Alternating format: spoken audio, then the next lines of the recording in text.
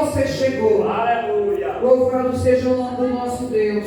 Segundo as Crônicas, no capítulo 20, vamos ler alguns versículos que diz assim. O primeiro: depois disto, os filhos de Moabe e os filhos de Amon, com alguns dos Meunitas, vieram a pelejar contra Josafá.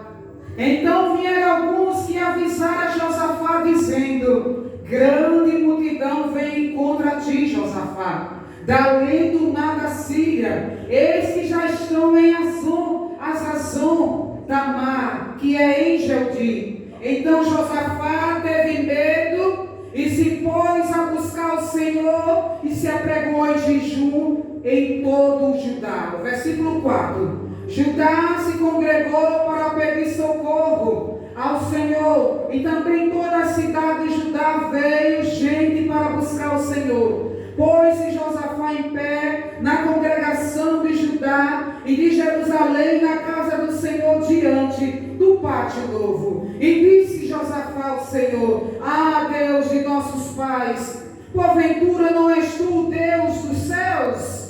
Não és tu que dominas sobre todos os reinos de povos? Na tua mão está a força e o poder, e não há quem te possa resistir. Aleluia, glória a Deus. Louvado seja o nome do nosso Deus. Josafá foi um dos reis de Israel. Ele passou a governar Israel depois de seu pai Asa. E a Bíblia nos relata que Josafá, quando ele tomou a posição de rei, ele estava com 35 anos. E ele reinou por 25 anos fazendo a vontade de Deus. Então, durante esse percurso de 35 mais 25 dá 60 anos. Então, durante 25 anos, Josafá reinou em Judá, fazendo tudo o que era reto aos olhos do nosso Deus. E a palavra do Senhor nos relata que Josafá, como rei, logo no início, ele ficou sabendo que vinha guerrear contra ele. Levantou 3 nações: os Meunitas, os Amonitas e ainda mais uma turma dos Meunitas. Ainda mais um povo dos Meunitas. 3 nações contra Josafá. Vinham guerrear contra Israel, contra o povo, qual Josafá estava ali reinando, ele era o rei. E a palavra do Senhor nos relata que Josafá, quando recebeu esta notícia, que vinha 3 nações contra ele, a palavra do Senhor nos relata, pastora Pureza, que ele teve medo. E quem está aqui nesta noite e nunca recebeu a notícia, o qual nunca teve medo? Eu fico imaginando que pessoas que estão aqui nesta noite já receberam a notícia que ficou com medo. Foi o que aconteceu com Josafá. Josafá recebeu esta notícia, uma notícia, o qual ele teve medo. E nós podemos analisar e refletir, mas Josafá era rei de Israel, mas ele teve medo, porque Josafá sabia que a equipe que estava com ele era pequena para enfrentar essas 3 nações que vinham contra ele. E quantas vezes nós se deparamos com grandes afrontos em nossas vidas, que nós achamos que não vamos suportar, e nós ficamos com medo, porque nós achamos que é grande demais, é muito demais para mim enfrentar, e a gente muitas vezes fica com medo, nós ficamos com medo. E Josafá, quando soube dessa notícia, que vinha 3 nações contra Judá, contra Israel, contra o povo de Judá e Israel, Josafá teve medo, mas a Bíblia nos relata que ele não se prostrou diante do medo. Aleluia. Oh, aleluia. Ele não se prostrou diante do medo. E o que foi que Josafá fez? Ele tomou atitude. Ele convocou todo o povo de Israel, todo o povo de Judá, e disse: vamos orar, vamos se apregoar no jejum e na oração. Olha aí, vai entendendo aí, igreja, se ligando para entender. Glória a Deus. Para você vencer o medo e aí alcançar a sua bênção e sair vitorioso. Oh, glória a Deus. Josafá, ele não se prostrou diante, teve medo, mas não se prostrou diante do medo. Eis aí uma estratégia para nós sermos vencedores.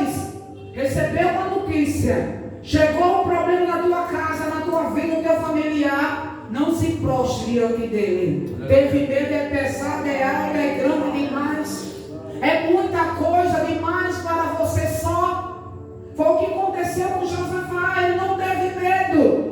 Ele teve medo, mas ele tomou uma atitude. Ele não se prostrou diante do medo. E o que foi que ele fez? Ele correu, convocou todo o povo e correu para o templo, para a casa do Senhor, para o templo novo que foi levantado. E ele ali se apregoou no jejum e na oração. Aleluia. E ele teve confiança, fé e confiança, como nós lemos no versículo 4. No versículo 5 diz: pôs Josafá em pé na congregação de Judá e de Jerusalém, na casa do Senhor, diante do pátio novo, e diz: ah, Senhor Deus dos nossos pais, porventura não és tu, Deus dos céus? Não és tu que domina sobre todos os povos, na tua mão está toda a força e todo o poder. Olha aí a fé e a confiança no Deus a quem ele servia. Não és tu, Senhor, o Deus a quem nós servimos? Em tuas mãos está todo o poder, Senhor. Josafá foi.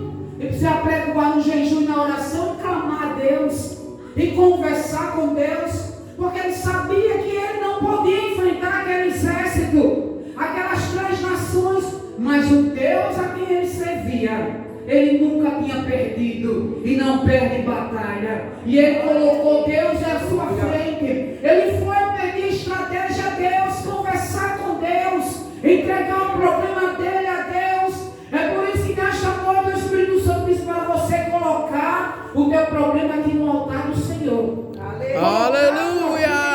Glória a Deus. Nesta noite, porque você vai sair daqui vencedor. Josafá, ele teve medo, mas ele não se prostrou. Convocou o povo, convocou o seu povo para orar no jejum e na oração. Mas por que no jejum e na oração, pastora Maria? A palavra do Senhor nos relata que quando se jejuou, porque tem coisa em nossas vidas, tem casos de demônio em nossas vidas que só saem no jejum e na oração. Era grande aquele exército, os neonitas, os amonitas, era um povo cruel, que não tinha piedade, nem dó, nem piedade. E Josafá tinha que se apregoar no jejum e na oração, para que quando aquela equipe chegasse diante dele, aquele grande exército, o Espírito Santo do Senhor agisse por eles. E tem coisas nas nossas vidas que é assim, igreja, que nós temos que enfrentar no jejum e na oração. É luta, é problema. Todos os dias temos que matar uma cobra, um escorpião, que chega para nos afrontar. A nossa caminhada com Deus rumo à Canaã celestial não é fácil. Tem as afrontas, tem as lutas. Se nós não vigiarmos e não buscarmos a Deus em oração e consagrarmos a nossa vida, mas eu não aguento jejuar. Você pode estar dizendo: eu acho que eu não recebo a minha vitória porque eu não aguento jejuar. Aguenta. Você não pode ficar 24 horas, mas você pode ficar 12 horas. E quantas vezes o médico diz para você fazer menção, fica em jejum, e você chega às 5 horas da manhã lá na clínica, e quando vai ser atendido é meio-dia, e alguém fala: mas eu não posso comer, porque o médico disse, o médico ordenou para você chegar em jejum. E Deus diz: para você alcançar a tua vitória, ser vencedor, você tem que se quebrantar no jejum e na oração. E porque não obedecemos a Deus, obedecemos ao homem. Eis aí, igreja, porque muitas das vezes nós não recebemos a vitória, não nos alcança, as bênçãos de Deus não chegam na nossa casa, porque nós não queremos se dobrar diante de Deus, não queremos fazer a vontade de Deus. É sacrifício para tudo.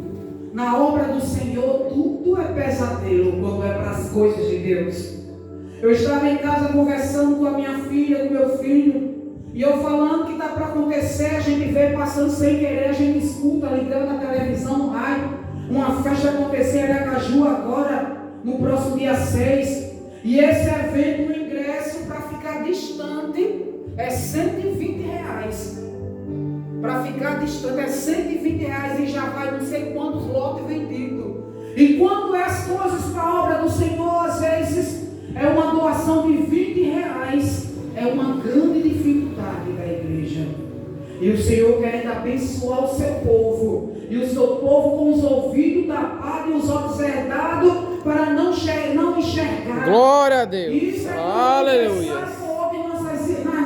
Nas nossas mentes, igreja. Para nós não ser alcançados pela misericórdia de Deus. Para nós não contar um testemunho. E Ele coloca tanto embaraço.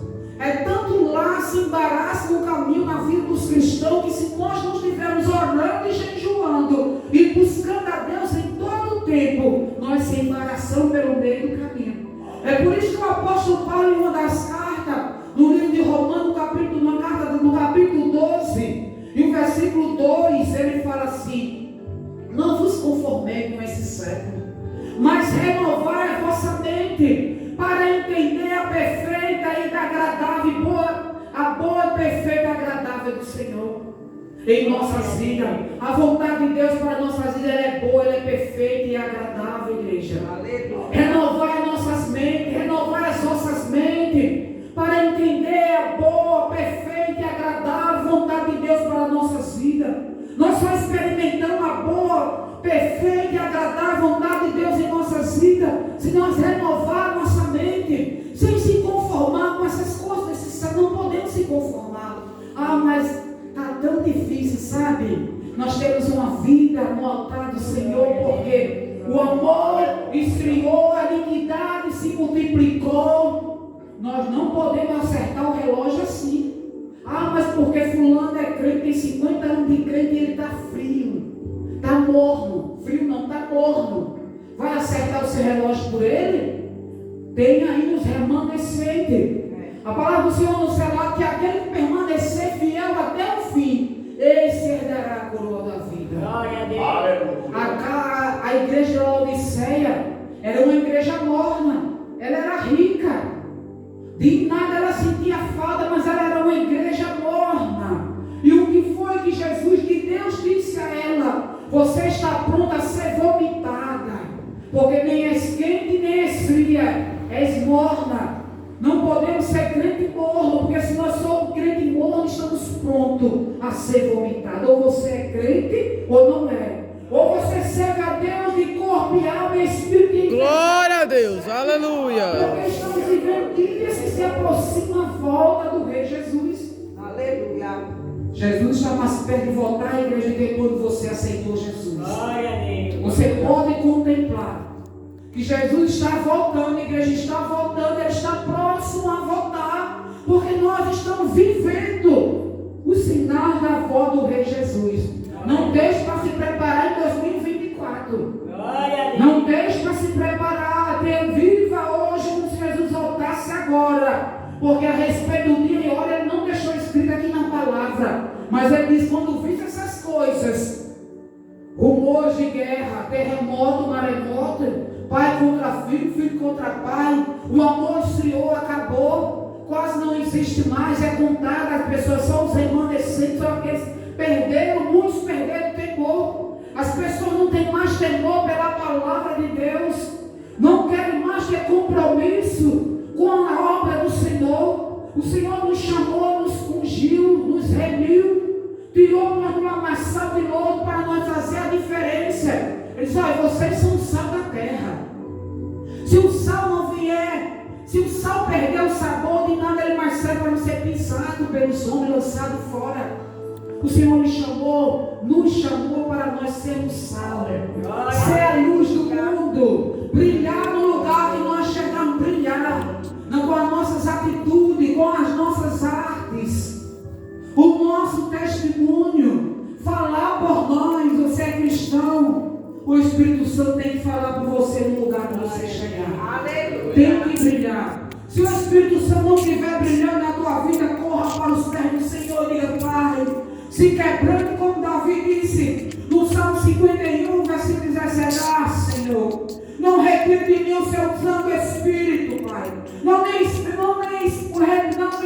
expulse da tua presença, não retire de mim o teu Santo Espírito. Porque Davi sabia que se o Espírito Santo se retirasse da vida dele, o negócio ficava difícil para ele. Era por isso que Davi, em todas as suas falhas, em todos os seus erros, com seu coração quebrantado,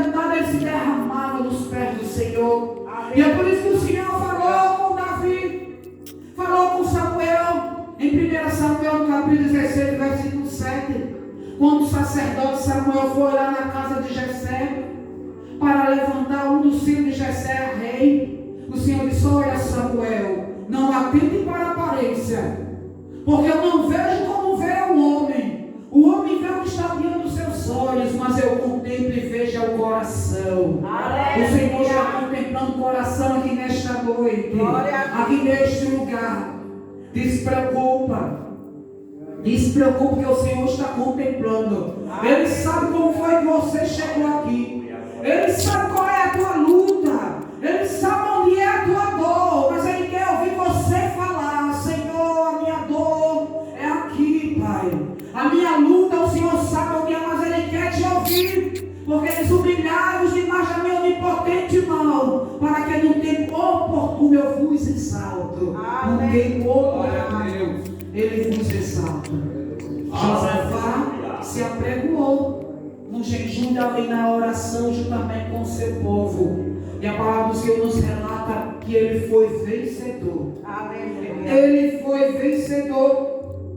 A palavra do Senhor nos relata que quando Josafá chegou diante dos guerreiros que viessem, homens fortemente armados, quando ele juntou os levitas, oh, aleluia! Quando Josafá juntou todo o seu povo para enfrentar aquelas nações que vinham ter contra ele, ele levou também os levitas.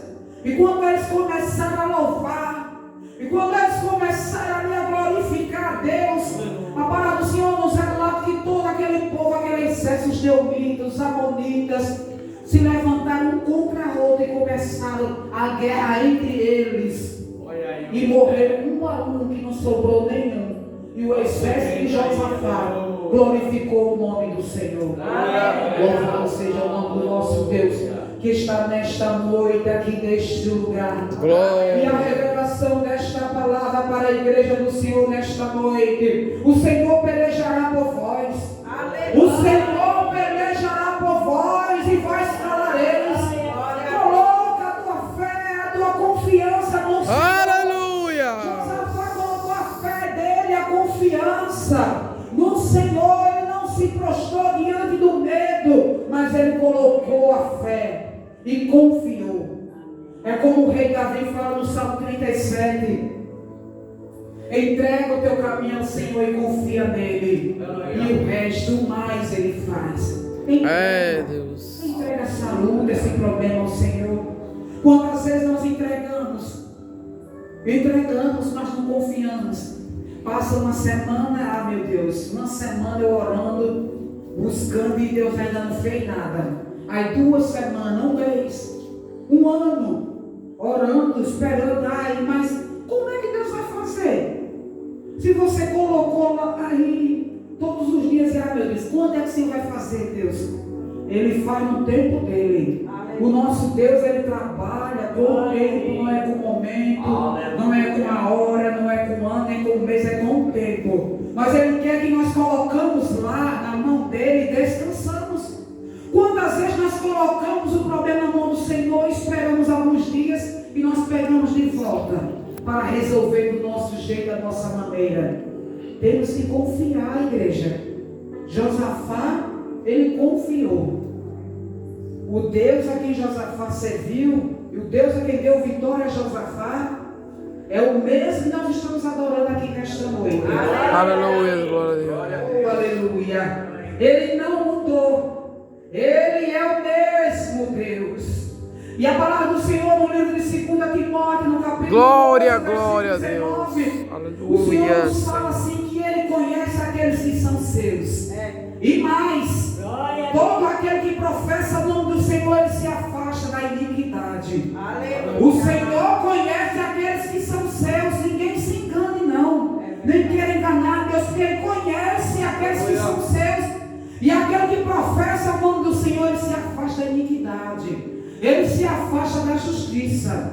Conhecer o Senhor, conhece aqueles que são seus. Nós conhecemos os que são de Deus pelos frutos.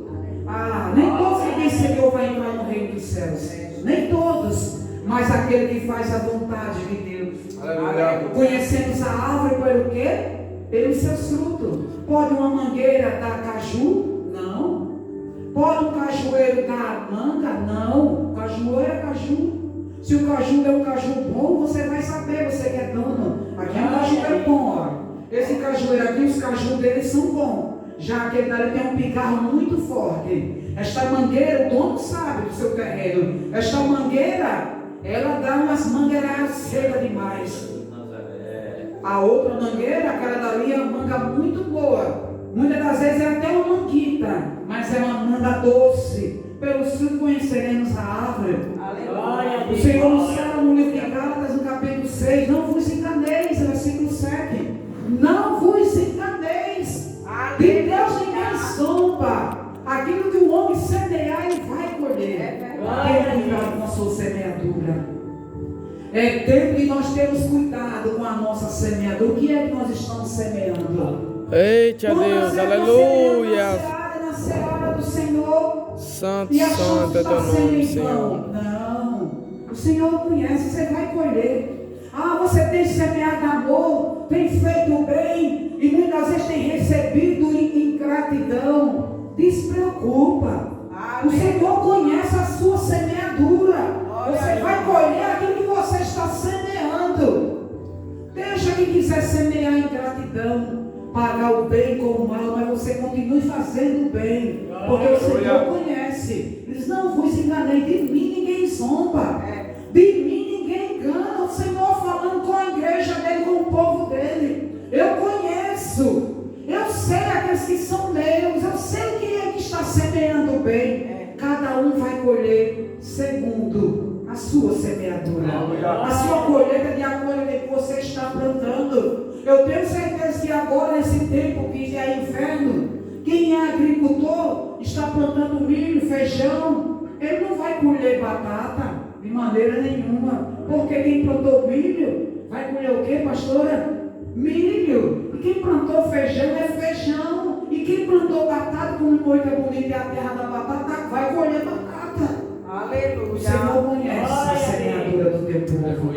Semeia na seara do Senhor. Semeia aquilo que o Senhor colocou no teu coração. Porque Deus tem coisas grandes para o teu povo. A palavra do Senhor no livro de Provérbios, capítulo 16, versículo 3, nos fala: consagre todos os teus planos a Deus, e eles serão bem-sucedidos. Consagre os teus planos a Deus. Deus tem coisas grandes. Hoje é uma quarta-feira de bênção aqui neste lugar. O Senhor quer quebrar o medo. O Senhor quer que você se levante diante deste medo aí e tome uma atitude, porque o Senhor quer fazer coisas grandes na tua casa, no meio dos teus familiares. Ele quer entrar com libertação, com salvação. Oh, Arabassúria, Lamanai.